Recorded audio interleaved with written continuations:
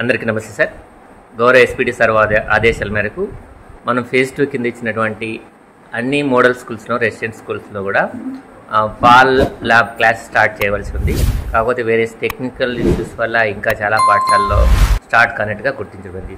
అందుకోసం అక్కడ వచ్చేటువంటి టెక్నికల్ సమస్యల్ని ఒకసారి తమరు ఎట్లా చేయాలనేటువంటిది ఒక చిన్న వీడియో ద్వారా పరిశీలించవలసిందిగా ప్రతి ఒక్కరికి విజ్ఞప్తి చేస్తున్నాం సార్.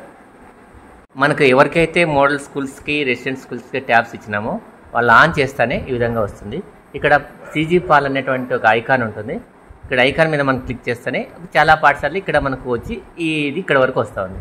సరే ఇక్కడ గమనించాల్సినామంటే ఇక్కడ వచ్చినాక ఏం చేయాలో మనకు అర్థం కాలేదు. అందుకోసం మనం గమనించాల్సినామంటే ప్రధానోపాధ్యాయులు, ప్రిన్సిపల్స్ మరియు మ్యాథ్స్, ఇంగ్లీష్ టీచర్లు గమనించాల్సినవి. ఇట్లా వచ్చిన వెంటనే లెఫ్ట్ సైడ్ వచ్చేసి ఇక్కడ 3 లైన్స్ ఉన్న చోట SD కార్డ్ సెలెక్ట్ చేసుకోవాలా. SD కార్డ్ సెలెక్ట్ చేసుకున్న తర్వాత ఇక్కడ ఒకసారి గమనించండి సార్. కొన్నిసార్లు వచ్చేసి ఇవి 3 లైన్స్ ఉంటుంది, కొన్నిసార్లు వచ్చేసి 4 లైన్స్. ఇక్కడ చూడండి CG స్లేట్ అండర్ B2B అని ఇక్కడ ఉంటుంది. ఇక్కడ టచ్ చేస్తే ఇక్కడ లాస్ట్లో చూడండి యూజ్ దిస్ ఫోల్డర్ అనేటువంటిది ఇక్కడ మనం టచ్ చేయాల్సిన అవసరం అవుతుంది. ఇక్కడ టచ్ చేస్తే అలౌ చేస్తే ఆటోమేటిక్గా స్టూడెంట్స్ అనేది ఎనేబుల్ చేయడం జరిగింది. సో ఒకసారి మనం ఇక్కడ వచ్చినాక స్టూడెంట్స్ వచ్చిన తర్వాత ఇక్కడ మనము 2 అడ్మిన్ ప్యానల్, స్టూడెంట్ ప్యానల్. ఇప్పుడు ప్రధానంగా మనము స్టూడెంట్ ప్యానల్ గమనిస్తాం. స్టూడెంట్ ప్యానల్ మీద టచ్ చేస్తే అక్కడ ఉన్నటువంటి స్టూడెంట్ డీటెయిల్స్ అన్నీ కూడా అన్నీ వస్తాయి. ఇంకా మీ పాఠశాలలో ఉన్నటువంటి అందరు స్టూడెంట్స్ డీటెయిల్స్ రావాలంటే ఏమనేది మళ్ళీ ఇంకోసారి చూద్దాం. అది ఎక్కడొస్తాయి అందరు స్టూడెంట్స్ వివరాలు అనేది మనకు అడ్మిన్ ప్యానల్లో వస్తాయి. స్టూడెంట్ ప్యానల్ ఏమొస్తుంది, ఆ ట్యాబ్కి ఏ స్టూడెంట్స్ మనం ట్యాగ్ చేసినామో ఆ డీటెయిల్స్ మాత్రం వస్తాయి. సో ఇక్కడ మనము ఏదైనా ఒక స్టూడెంట్ మీద మనం టచ్ చేసిన వెంటనే ఆ స్టూడెంట్ యొక్క పాస్వర్డ్ అడుగుతాం. ఇప్పుడు ఫర్ ఎగ్జాంపుల్ ఇక్కడ సబ్జెక్ట్ వచ్చిన తర్వాత సబ్జెక్ట్ని చెక్ చేసుకొని ఇక్కడ క్లాస్ వైజ్ చూసుకోవాల్సిన అవసరం అయితే ఉంది.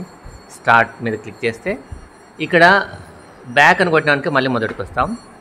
అదేవిధంగా స్టార్ట్ క్విజ్ అంటే మనం ఏ చాప్టర్ తీసుకున్నా ముందుగా ఒక క్విజ్ అడుగుతుంది. అక్కడ క్విజ్ అది విద్యార్థి అన్నిటికీ కూడా కరెక్ట్ ఆన్సర్స్ చెప్పగలిగితే నెక్స్ట్ లెవెల్కి వెళ్తాం. లేదు రాంగ్ ఆన్సర్ చెప్తే మాత్రం, ఉదాహరణకి నేను ర్యాండమ్గా కొన్ని క్వశ్చన్స్ టచ్ చేస్తున్నాను.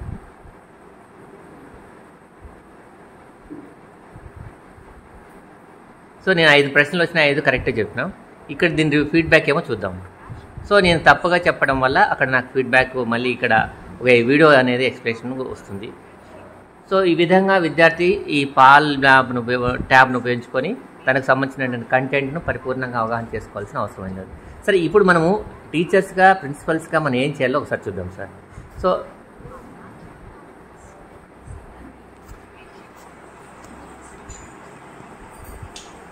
ఇప్పుడు మళ్ళీ మనం వెనక్కి వచ్చేసి ఈ ప్రతి వారము కన్సర్న్ సబ్జెక్ట్ టీచర్లు వాడిన తర్వాత మన టీచర్స్ ఏం చేయాలంటే అడ్మిన్ ప్యానల్లోకి లాగిన్ అయిన వెంటనే ఈ విధంగా వస్తుంది.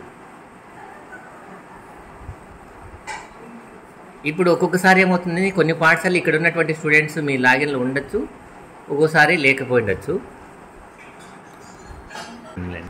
సో ఇక్కడ చూడండి, ఇప్పుడు మనం వైఫై కనెక్ట్ చేసిన తర్వాత ఈ విధంగా ఓపెన్ చేస్తే ఆటోమేటిక్గా ఓపెన్ చేసి సింక్ చేయాలి. సింక్ చేస్తే ఆటోమేటిక్గా పర్టికులర్ స్కూల్లో ఎంతమంది పిల్లలు, ఇక్కడ నేను అడ్మిన్ ప్యానల్ లాగిన్ అయినాను. లాగిన్ అయితే మన పర్టికులర్ స్కూల్లో ఎంతమంది పిల్లలు ఉన్నారు, అన్ని ట్యాబ్లు కూడా ఎంతమంది లాగిన్ అయినారనేది ఒకసారి వస్తుంది.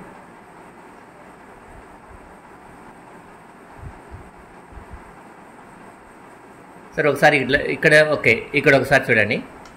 మనం లాగిన్ అయిన వెంటనే ఇట్లా వస్తుంది. ఇక్కడ ఏమవుతుంది, ఫర్ ఎగ్జాంపుల్ ఈ ట్యాబ్లో ఎంతమంది ఉన్నట్టు చూపిస్తుంది. 6th class 3 members, 7th class 3 members. నేను ఫర్ ఎగ్జాంపుల్ ఇప్పుడు నేను ఏదైతే స్కూల్లో మాట్లాడుతున్నానో ఆ స్కూల్లో 90 మంది ఉన్నారు, 30 ట్యాబ్లు ఉన్నాయి. అంటే ఒక్కొక్క క్లాస్కి ముగ్గురిని చొప్పున ట్యాగ్ చేసి ఉన్నారు. సో మనము కానీ ఇక ప్రిన్సిపల్ గారు అదేవిధంగా టీచర్లు ఎంతమంది పిల్లలు ట్యాగ్ అయినారో తెలుసుకోవాలంటే మొత్తం అందరు పిల్లలు ట్యాగ్ అయినారో తెలుసుకోవాల్సిన అవసరం అయితే ఉంది.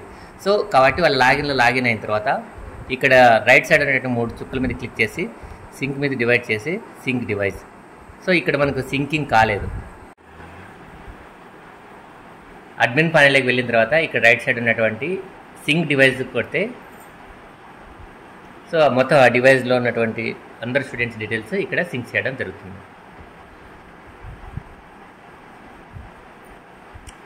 సో మొత్తం అన్ని స్టూడెంట్స్ డీటెయిల్స్ అన్నీ కూడా సింక్ చేసిన తర్వాత ఆటోమేటిక్గా సింకింగ్ అనేది సక్సెస్ఫుల్ అని వచ్చింది. దయచేసి ఒకసారి గమనించండి.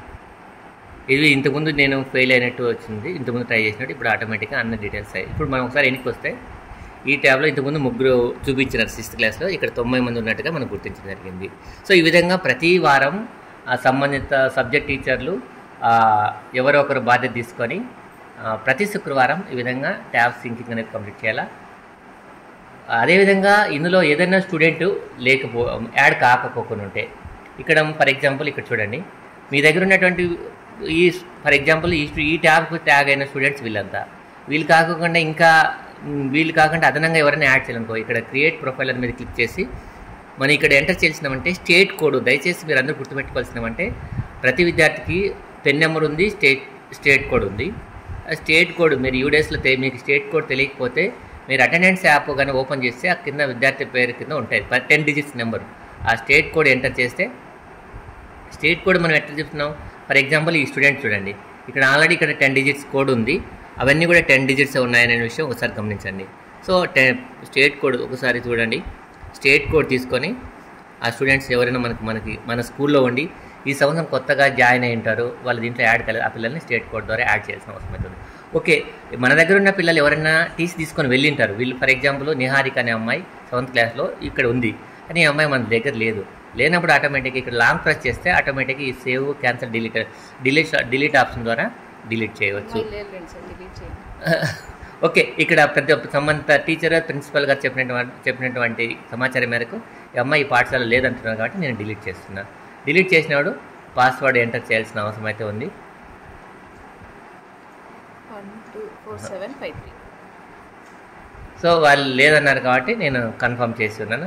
ఆ విధంగా ఆ స్టూడెంట్ డీటెయిల్స్ ఈ పర్టికులర్ లాగిన్లో నుంచి డిలీట్ చేయడం జరుగుతుంది. ఓకే, సో ఆ స్టూడెంట్ ఎవరైతే లేరో ఆ విధంగా వాళ్ళని డిలీట్ చేసిన జరిగింది. సో దయచేసి అనంతపురం జిల్లాలోని అన్ని మోడల్ స్కూల్స్ మరియు రెసిడెన్స్ స్కూల్స్ మనం ఏదైతే ఈ సెప్టెంబర్ 6వ తారీఖున మీకు ట్యాబ్స్ ఇవ్వడం జరిగింది కాబట్టి వీటిని అన్నిటిని కూడా ఇమీడియట్గా స్టార్ట్ చేసి 100% రేపటికల్లా కూడా యాక్టివ్ మోడ్లోకి తీసుకోవాల్సిందిగా ప్రతి ఒక్కరికి విజ్ఞప్తి చేస్తుంది. Thank you.